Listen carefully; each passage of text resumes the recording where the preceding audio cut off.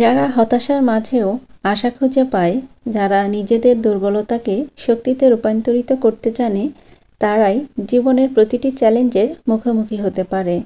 তাই যদি কখনো মনে হয় জীবন খুব কঠিন, যদি মনে হয় দুশ্চিন্তার পাহাড় জমে গেছে, তখন নিজেকে মনে করিয়ে দিন, আমি পারবো। আমার ভিতরেও আছে অদম্য শক্তি। সফলতা কেবল তাদের ধরা দেয় যারা সাহস নিয়ে সব কিছুর মোকাবেলা করার জন্য প্রস্তুত থাকে।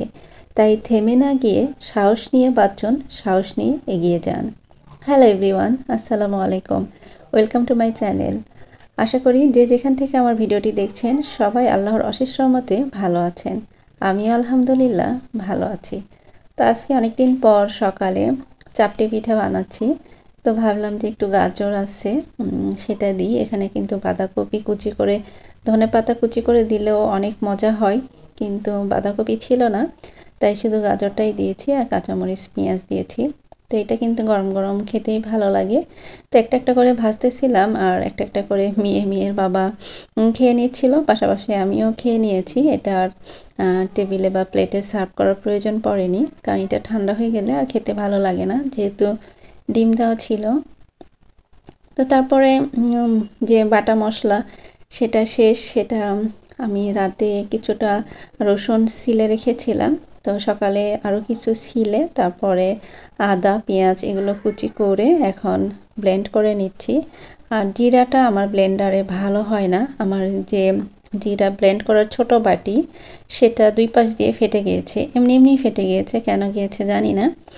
তো ওইটাতে হয় না, যার কারণে আমি জিরাটা পাটায় বেটে এটার সাথে মিক্সড করে দেব।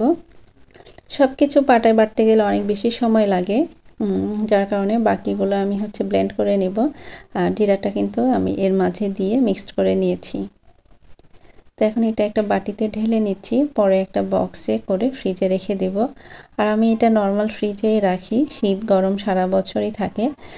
যাদের নন ফ্রস্ট ফ্রিজ তাদের কিন্তু নর্মাল পোর্শনে এটা অনায়াসে 1 মাস রাখা যায়।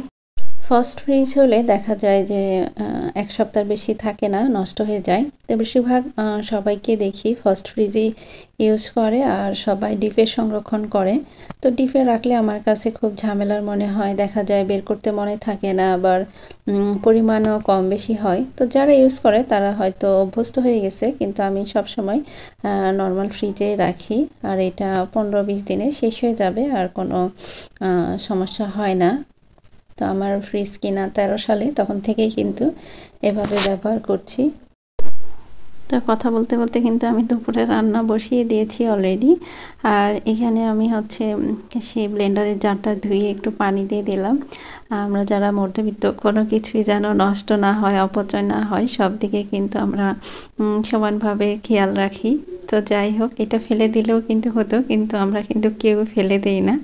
আমি অনেকেই দেখি যে এটা যে কোনো জিনিস দেখা যায় যে ধুয়ে পানি দেওয়া, এটা আমাদের সবারই অভ্যাস। তো আমি তরকারিতে একটু শলুক পাতা দিব, যার কারণে এখান থেকে ফ্রেশ উঠিয়ে নিয়ে যাচ্ছি। আর আগামীকাল আপুর গাছ থেকে বড়ই পেড়ে বড়ই ভর্তা করে খাবো। আমরা কিন্তু যারা উত্তরবঙ্গের মানুষ, সিরাজগঞ্জ পাবনা বা নওগাঁ, আমরা এই শলুক পাতা দিয়ে কিন্তু বড়ই মাখা খেতে খুব পছন্দ করি। এটা আমরা ভর্তা তরকারিতেও খাই, কিন্তু অনেকে শুধু বড়ই ভর্তাই খায়। তো আমাদের কাছে খুবই ভালো লাগে। তো আমার একটা ভিডিওতে শিমুল আপু বলেছিল যে শৈলা পাতার কথা শুনে যে আপু তোমার বাসা কোথায়। তো পরে আমি যখন বলি তখন বললো যে শৈলা পাতার কথা বলছো, তো সেই জন্য জিজ্ঞেস করলাম। তো আপুর বাসা সম্ভবত সিরাজগঞ্জে। তো যাই হোক, আসলে যে যে এলাকার জিনিস পছন্দ করে সেটা কিন্তু চিনতে পারে, আবার অনেক এলাকায় আছে নামই জানে না, কখনো খায়নি। তো আমি এই মশলা বাটাটাই বক্সে করে ফ্রিজে রেখে দিব। আর ভিডিওর এই পর্যায়ে আমার ভাইয়া আপুদেরকে সেই পুরনো রিকোয়েস্টটাই করছি, আমার ভিডিও এখন পর্যন্ত যারা দেখছেন একটি লাইক দিতে ভুলে গিয়েছেন, প্লিজ একটি লাইক দিয়ে পুরো ভিডিওটি কন্টিনিউ করবেন। আর যারা অলরেডি আমার চ্যানেলটি সাবস্ক্রাইব করে আমার ভিডিওতে লাইক কমেন্ট করে আমাকে সাপোর্ট করে যাচ্ছেন, তাদেরকে অসংখ্য ধন্যবাদ। আর যারা এখনও করেনি তাদের প্রতি আশা রাখছি, আমার ভিডিওর কোথাও কোনো অংশ যদি ভালো লেগে যায় তাহলে আমার চ্যানেলটি সাবস্ক্রাইব করে আমার পাশেই থেকে যাবেন। তো এখানে আমি বক্সটা ফ্রিজে রেখে দিলাম। আর এই ফাঁকে মাছ কিন্তু আমি হচ্ছে ভেজে তরকারিতে দিয়ে দিয়েছি। এখন ভাজিও করে ফেলছি। আসলে পুরা তো ভিডিও করতে গেলে অনেক বড় ভিডিও হয়ে যায়, আর এখানে আসলে খুবই সিম্পল রান্না বান্না, এটা দেখানোর মতো কিছুই নেই। আমরা সাধারণত যে রান্নাগুলো করি, আমরা যেহেতু ডেলি ব্লগ শেয়ার করি, তাই সব কিছুই একটু একটু করে দেখানোর চেষ্টা করি আর কি। তো এই সিমগুলো আমার শ্বশুরবাড়ি থেকে দিয়েছিল। মেয়ের বাবা কিছুদিন আগে যখন বাসায় গিয়েছিল তখন নিয়ে আসছিল। তো এর আগে একদিন খাওয়া হয়েছে, আর কিছুটা ছিল, তো সেটাই আজকে ভাজি করে ফেললাম। সিম কিন্তু আর খুব বেশি দিন ভালো লাগবে না, শীত কিন্তু বিদায়ের পথে। তো এখন যে 2-1 দিন খাওয়া যায়, এরপরে আর ভালো লাগবে না, তখন শুধু সিমের বিচিটাই ভালো লাগবে। তো তারপরে আমি হচ্ছে এখানে বিকালের দিকে গুড় কাটছিলাম, বিকাল ঠিক না, সন্ধ্যার আগ দিয়ে। তো এখানে পায়েস বসিয়ে দিয়েছি। তো সেদিন হঠাৎ মেহমান আসার জন্য যে আমি অল্প করে পায়েস রান্না করেছিলাম, তো সেটা মেয়ের বাবার খুবই পছন্দ হয়েছে। তো বলছিল যে আর একটু পায়েস রান্না করো।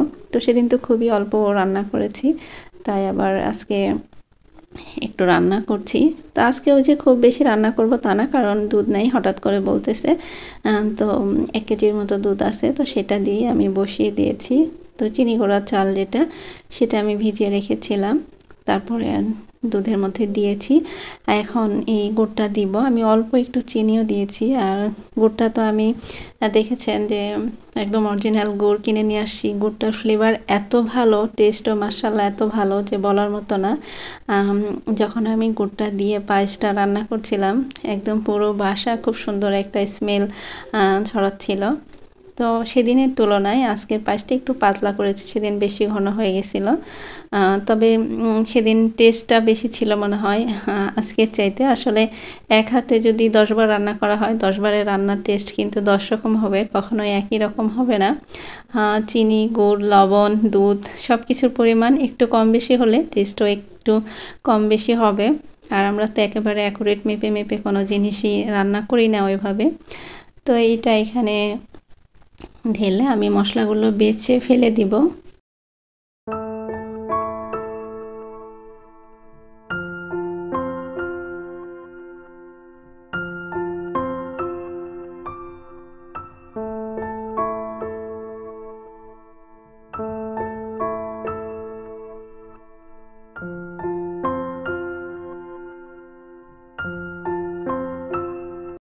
তো এইটা হালকা ঠান্ডা হওয়ার জন্য রেখে দিব, তারপরে একটু অল্প গরম থাকতেই আর কি সার্ভ করে নিব।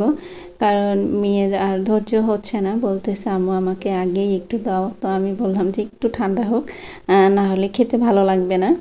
তো এগুলো গরমের দিন আসলে ঠান্ডা ঠান্ডা খেতেই ভালো লাগে। আর শীতের দিন আসলে ঠান্ডাও খাওয়া যায়, আবার একটু হালকা গরমও খাওয়া যায়। তো এটা আজকে আমাদের সন্ধ্যার নাস্তা।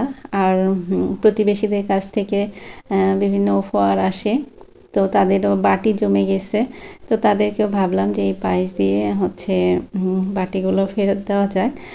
তো পাশে 2 বাসার 2 ভাবি, একজন মিষ্টি দিয়েছিল আর একজন পিঠা, তো তাদেরকেও দিয়ে দিব। আর অল্প একটু আপুর জন্য নিয়ে যাব আপুর বাসায়।